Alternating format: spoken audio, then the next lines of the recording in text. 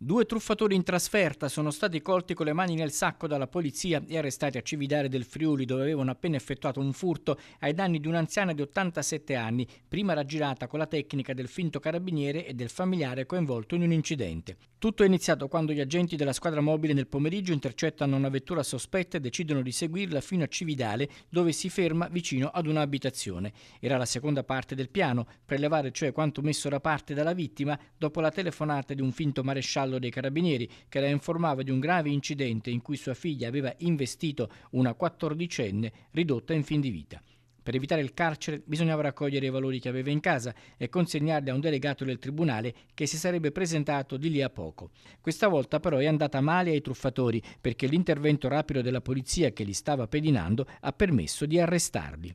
L'uomo è entrato in casa della signora, ne è uscito con uno zaino rosso in spalla, pronto a scappare con il complice che lo attendeva fuori in auto. Ma la fuga è durata pochissimo. Appena bloccati, gli agenti hanno perquisito la vettura, trovando all'interno lo zaino con decine di gioielli in oro avvolti in rotoli di stoffa.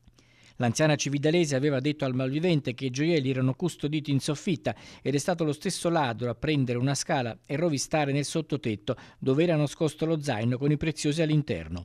Il bottino stimato, tutto recuperato e restituito, è di 20.000 euro. Dopo l'arresto, i 2 italiani provenienti da fuori regione di 32 e 33 anni hanno riferito di essere arrivati da Segrate, dove alloggiavano in un hotel. Nella loro stanza la squadra mobile di Milano ha trovato altri gioielli ritenuti provento di truffe e furti. Per questo motivo sono stati anche denunciati per ricettazione. Ora si trovano nel carcere di via Spalato. Il giudice Rossella Miele, nell'udienza di convalida, si è riservata la decisione sulle misure cautelari.